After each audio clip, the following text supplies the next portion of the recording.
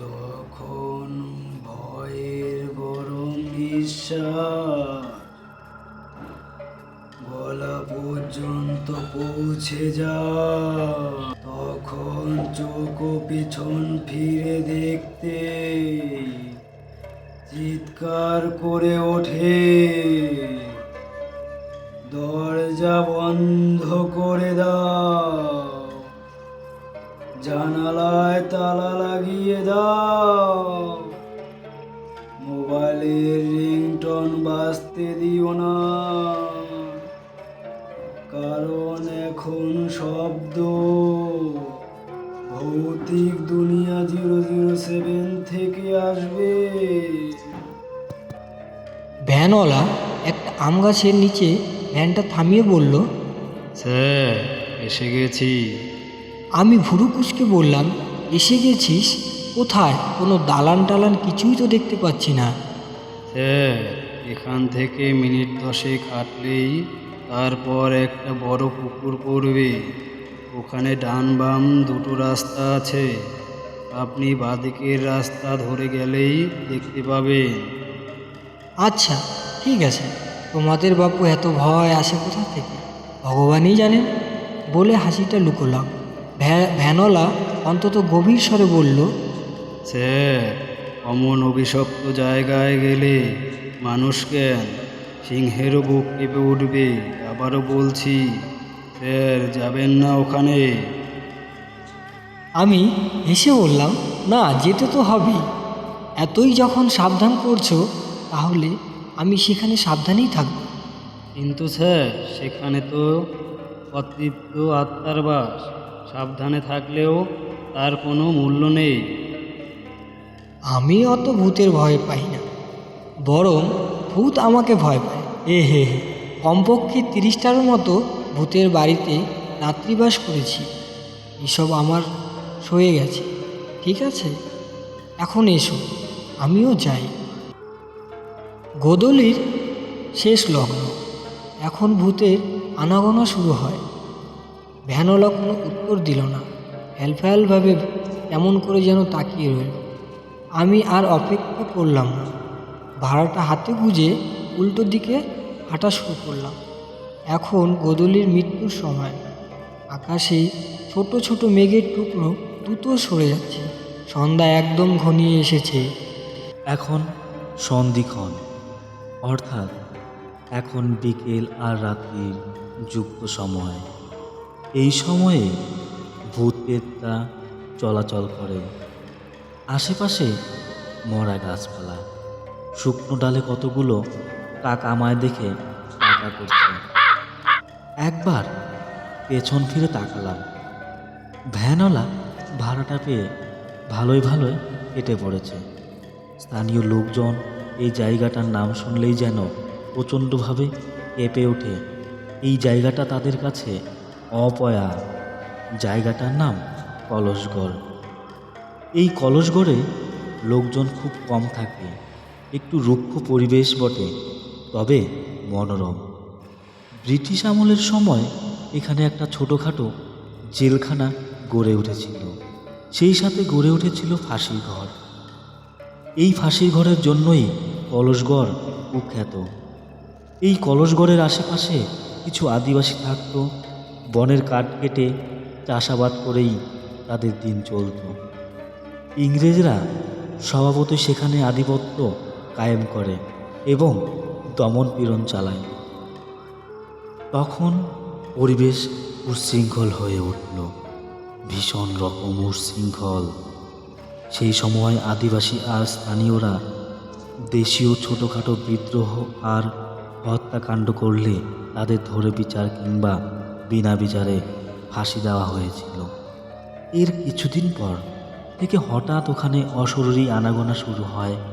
পাহাড়রত পুলিশেরা মাঝে মাঝে রাতের বেলায় দেখতে পেত ফাঁসিপ্রাপ্ত আসামিরা, যাদের সদ্য ফাঁসি দেওয়া হয়েছে, সেই ফাঁসি ঘরের সামনে মণিহীন চোখে রক্তাক্ত জিহ্বা বের করে বসে আছে, আর সেই জিহ্বা দিয়ে ফোঁটা ফোঁটা রক্ত ঝরত।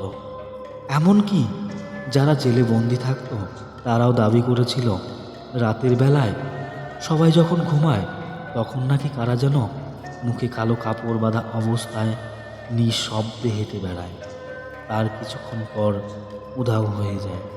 অর্থাৎ সেই অভিশপ্ত জেলখানায় অতৃপ্ত ফাঁসির আসামিরা ঘুরে ঘুরে বেড়ায়। ভ্যানওয়ালাটি বলেছিল এখানে নাকি আমার আগেও অনেক ভূত সাক্ষাতের জন্য এসেছিল, কিন্তু তারা কোনো দিন আর ফেরেনি। প্রায় 10 মিনিট হাঁটার পর পুকুরটা পড়ল। মৃত প্রায় পুকুর শুকনো ডালপালা আর পাতায় ভর্তি। সেখান থেকে আজব উৎকট একটা গন্ধ ভেসে আসছে। পুকুরটার সামনাসামনি এসে থামতে হলো। দুদিকে দুটো কাঁচা রাস্তা গিয়েছে। বাঁদিকে রাস্তাটা ধরে হাঁটা শুরু করলাম। কয়েকটা জঙ্গলাকীর্ণ ভাঙা পুরনো দিনের বাড়ি চোখে পড়ল। জঙ্গলে সব ছেয়ে গেছে। ব্যাগ থেকে আগেই টর্চ বের করেছি। সেটার আলো রাস্তার মধ্যে আর এদিক ওদিক ফেলে শান্তভাবে এগিয়ে চলছি। কিছুটা দূর যাওয়ার পর একটা ফাঁকা জমির ওপর বিস্তৃত বড় একতলা ভাঙা দালান চোখে পড়ল। আর একটু কাছে যেতেই বুঝলাম এটাই সেই অভিশপ্ত জেলখানা। দেয়ালের ইটগুলো খসে খসে পড়ছে, আর সিমেন্টের ঝুরঝুর জায়গায় সামান্য শ্যাওলা পড়েছে।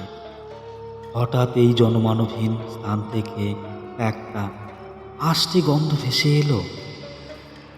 জেলখানার প্রধান ফটক অবধি রাস্তাটা পরিষ্কার, কোনো ঘাস নেই। দেখে মনে হয় এখানে মানুষের অহরহ যাতায়াত আছে। সেই পরিষ্কার পথ ধরে প্রধান ফটকটা পেরিয়ে যখন পরিত্যক্ত জেলখানার ভেতরে ঢুকব, তখন একটা ছোট সাইনবোর্ড চোখে পড়ল। সেখানে বড় অক্ষরে লেখা, সন্দেহ হইলেই চলিয়া যাইবেন, এইখানে নানান ভুতুড়ে কর্মকাণ্ড হইয়া থাকে।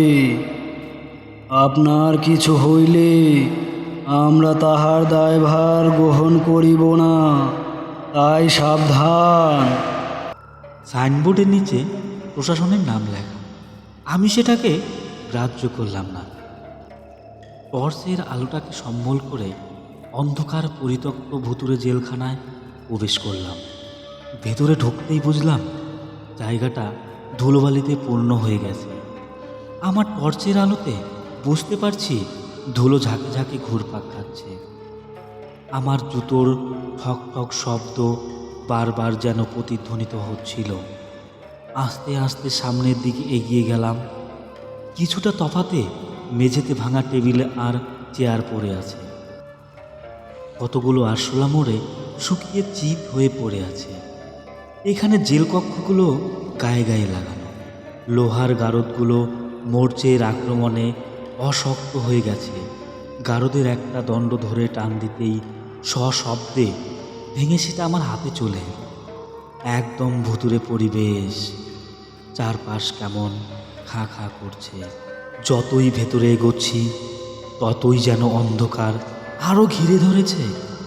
আর একটু সামনে এগোতেই হঠাৎ কোথা থেকে যেন গারদ খোলার একটা চাপা বিশ্রী শব্দ ভেসে এলো।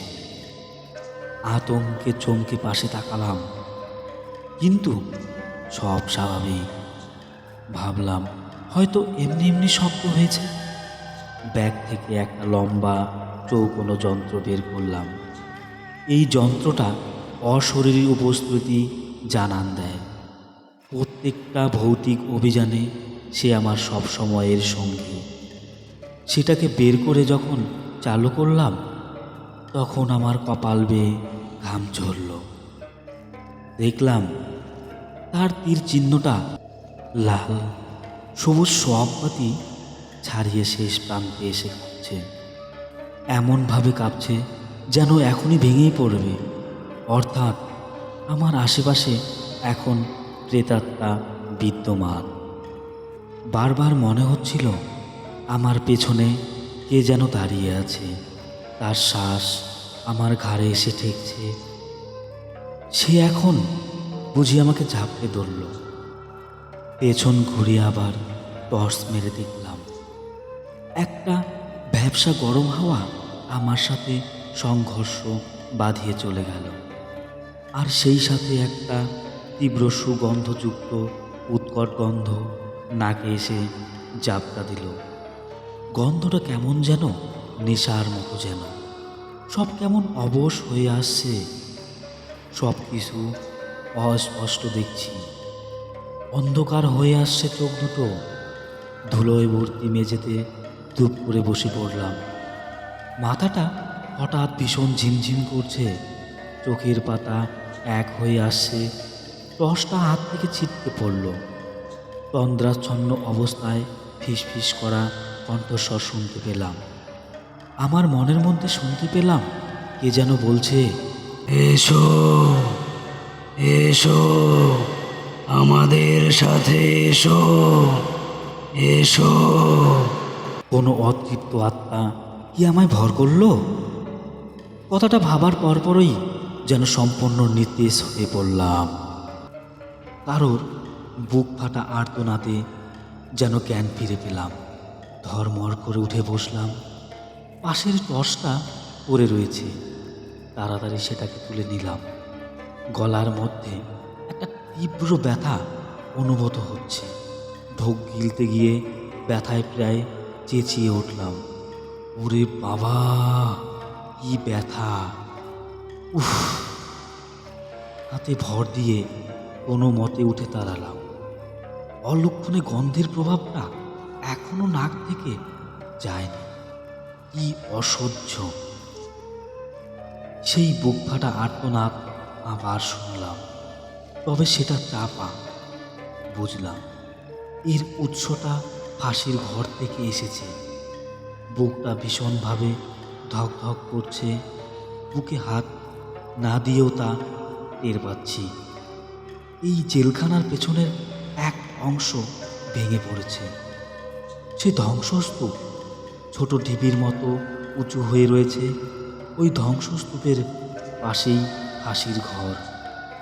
এই জেলখানায় তেমন কিছু নেই, তবে অশরীরী উপস্থিতি টের পেয়েছি এবং এখনও পাচ্ছি। আজ পূর্ণিমার চাঁদ আকাশে উঠেছে, সম্পূর্ণ পরিষ্কার আকাশ। তার উপর আজ শনিবার।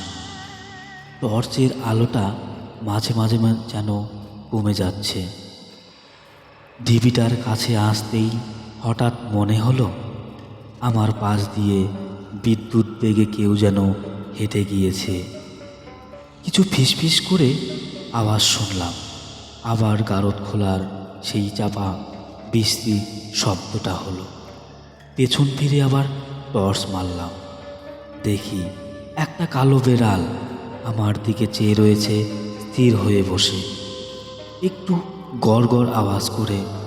তারপর পাশে কোথাও যেন চলে গেল। চুপ হয়ে কিছুক্ষণ দাঁড়িয়ে রইলাম। এখন কোনো শব্দ আর পাচ্ছি না। ধ্বংসস্তূপের ঢিবিতে আলো ফেলে কিছু পুরনো কাগজ দেখতে পেলাম। সেগুলো ইট সিমেন্টের ভারে চাপা পড়ে রয়েছে। বোধহয় কোনো সরকারি দলিল হবে। নিচু হয়ে কিছু ভাঙা ইট সিমেন্ট সামনে থেকে সরিয়ে দিলাম। টাইপিং করা সেকেলের পুরনো এক আদেশপত্র বেরিয়ে এলো, যেখানে রঙ্গলাল নামে জৈনিক এক ব্যক্তির ফাঁসির আদেশ দেওয়া হয়েছে। তার অপরাধ, সে পুলিশ অফিসারকে গুলি করেছে। ফাউন্টেন পেনের লেখা নিচে স্বাক্ষরগুলো উঠে গিয়েছে। ঢিবিটার মধ্যে আরও কয়েকটা টাইপিং করা কাগজের গুচ্ছ চোখে পড়ল। কৌতূহলী সে কাগজের গুচ্ছ ধরে টান দিতেই একটা অপ্রত্যাশিত কিছু বেরিয়ে এলো। টর্চের আলোতে ঘুরমাক্ত মুখে দেখলাম সেটা চুল, কোনো পুরুষের নয়, স্ত্রীলোকের ঘন কালো লম্বা চুল। চুলগুলোকে দেখে মনে হয় সদ্য ধ্বংসস্তূপে চাপা পড়েছে। অর্থাৎ এই ধ্বংসস্তূপ পরিষ্কার করলে একটা আস্ত লাশ বেরিয়ে আসবে। বাইরের হাওয়া এসে চুলগুলোকে নাড়িয়ে তুলল। আমি কম্পিত হাতে সেই কাগজগুলো ঢিপির উপর রেখে তার উপর কয়েকটা ভাঙা ইট চাপা দিলাম।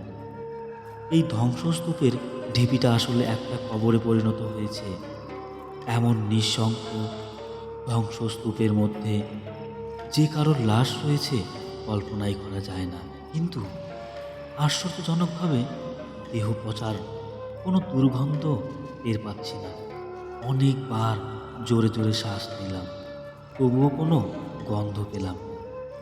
সেটা নিয়ে আর না ভেবে ফাঁসির ঘরের দিকে রওনা হলাম। ফাঁসির ঘরটা জেলখানার ভেতরের শেষ দিকের পশ্চিম প্রান্তে পাশাপাশি অবস্থিত। আগে যে এতগুলা ভৌতিক অভিযান করেছিলাম তখন কোনো প্রকার ভয় অনুভূত হয়নি, কিন্তু এই পরিত্যক্ত জেলখানা অন্দরে ঢুকে ভয়ের মাত্রা অনবরত বেড়ে চলেছে। ফাঁসির ঘরের দরজার ওপরে আলো ফেললাম। লোহার দরজার গায়ে নানা আঁকিবুকি আঁকা, লোহার 3টে মরচে পড়া চেয়ার, যেগুলোতে বসলে এখনোই ভেঙে যাবে। দূরে কোথা থেকে যেন সিগালের মায়া কান্না ভেসে এলো, সেই সাথে একটা খিলখিল হাসির মৃদু শব্দ। সেই হাসিটা ফাঁসির ঘরের ভেতর থেকে আসছে। সেই হাসির মধ্যে যেন একটা নিষ্ঠুরতা রয়েছে। টর্চের আলোটা হঠাৎ কমে যাচ্ছে, আবার বেড়ে যাচ্ছে। দেখে অস্বস্তিতে টর্চটা নিভিয়ে দিলাম। ফাঁসির ঘরে ঢুকতে গিয়েও ঢুকতে পারছি না। একটা অদৃশ্য কিছু আমার মনের মধ্যে ভীতির সঞ্চার করে পট আটকে দিয়েছে যেন। ফাঁসির ঘরের দরজায় কোনো প্রকার ছিটকিনি নেই। একটা ধাক্কা দিলেই দরজা খুলে যাবে। অন্ধকারে হাতড়ে দরজার ওপর হাত রাখলাম এবং সঙ্গে সঙ্গে কে যেন আমার কাঁধ খামচে ধরল। ক্ষণিকের জন্য বোধহয় হৃৎপিণ্ডটা বন্ধ হয়ে গিয়েছিল। সেই হাতের স্পর্শ এখনও টের পাচ্ছি। তারপর শুনলাম কতগুলো পায়ের শব্দ ঠিক আমার পেছনে এসে থেমেছে। আমি দাঁড়িয়ে দাঁড়িয়ে কাঁপছিলাম। ফাঁসির ঘরের ভেতর থেকে সেই খিলখিল হাসির শব্দটা আবারও ভেসে এলো। এই অসময়ে কাছে একটা কাক ডেকে চলেছে। আস্তে আস্তে ঘাড় ঘোরাতে শুরু করলাম। পূর্ণিমার আলো আবছাভাবে এসে পড়েছে। সেই আবছা আলোতে স্পষ্ট দেখলাম কতগুলো ছায়া মূর্তি স্থির হয়ে দাঁড়িয়ে আছে। না দাঁড়িয়ে নয়, তাদের মাথার পেছন দিকে লম্বা মতো কি যেন একটা দড়ি। সেটা দড়ি, তারা দড়িতে ঝুলছে। প্রবল ভয়ে ও আতঙ্কে চিৎকার করে টর্চটা জ্বালিয়ে আলোটা পেছনে ফেললাম। আলোটা আগের মতোই বাড়ছে আর কমছে। একটা সময় আলো অনেকটা কমে গেল।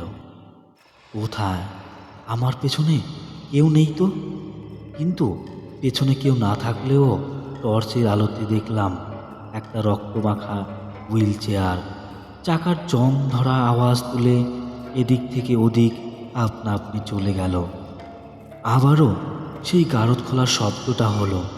বুঝলাম কলসগড়ের জেলখানা অশরীরীদের স্বর্গ। লোকের ধারণা তাহলে ঠিক, এখানে অতৃপ্ত প্রেতাত্মা রয়েছে। হঠাৎ নিজের কাঁধের দিকে নজর পড়তেই চমকে উঠলাম। রক্তাক্ত একটা হাতের ছাপ, তাজা রক্ত। সেখানে হাত দিতেই আমার আঙুলের মধ্যে রক্ত উঠে এলো। বুঝেছি এটাই হয়তো আমার শেষ অভিযান। মনে একটু সাহস নিয়ে ফাঁসি ঘরের দরজায় আস্তে করে একটা ধাক্কা দিলাম। দরজাটা নিঃশব্দে খুলে গেল। ভেতর থেকে কয়েকটা বাদুড় ডানা ঝাপটিয়ে বেরিয়ে গেল। এক পা করে যখন ভেতরে ঢুকলাম তখন সহসা সশব্দে ফাঁসির দরজাটা বন্ধ হয়ে গেল। অত্যন্ত কষ্টে ও ভয়ে পরিস্থিতিটা মানিয়ে নিলাম। এই মুহূর্তে ভয় পেলে চলবে না, মাথাটা ঠিক রাখতেই হবে। বেশি ভয় পেলে মৃত্যু একদম আসন্ন। কিন্তু মাথাটা ঠিক রইল না। যখন ফাঁসির মঞ্চের দিকে দৃষ্টি দিলাম, আমার শরীরের সমস্ত রক্ত যেন জল হয়ে গেল। ভয়ে কাঠ হয়ে রইলাম, গলা শুকিয়ে গেল। ফাঁসির দড়িতে একটা মৃতদেহ ঝুলছে। প্যান্ট শার্ট পরা, কিন্তু সেগুলো রক্ত ভিজে বিকৃত হয়ে গেছে। ফাঁসির দড়িটা তার গলায় প্রায় ঢুকে গেছে। সেখান থেকে রক্ত তরতর করে পড়ে নিচটা ভিজিয়ে দিচ্ছে। লোকটার জিভ সম্পূর্ণভাবে বেরিয়ে এসেছে, জিভ দিয়ে ফোঁটা ফোঁটা রক্ত পড়ছে। তার চোখ দুটো কুৎসিতভাবে বেরিয়ে এসেছে। কি বীভৎস ভয়ের সাপ সেই মুখে। তার হাত পা দুটো কাঠের মতো শক্ত হয়ে আছে। এ এক সত্যিকারের মৃতদেহ, সবে ফাঁসিতে ঝোলানো হয়েছে। পাশে একটা ব্যাগ চোখে পড়ল। আরে, আমারই তো ব্যাগ, সেটা কি করে এখানে এলো বলে ব্যাগটা তুলতে গিয়ে যখন মৃতদেহটার আসল পরিচয় টের পেলাম, আমার সারা দেহে যেন 1000 ভোল্টের বিদ্যুৎ খেলে গেল।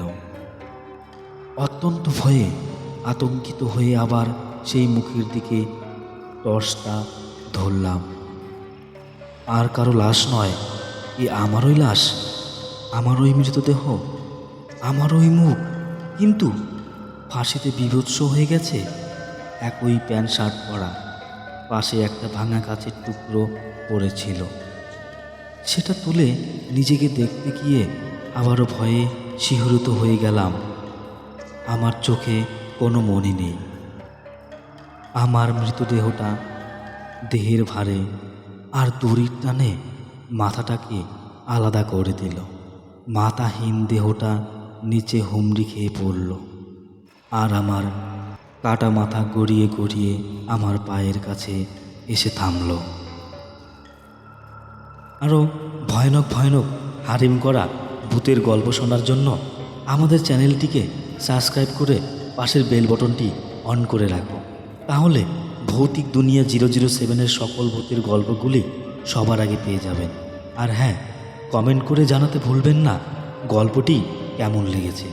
আর হ্যাঁ, লাইক করে আমাদের উৎসাহ দিয়ে, যাতে করে আমরা আরও ভয়ানক ভয়ানক সব ভূতের গল্পগুলি আপনাদের উপহার দিতে পারি।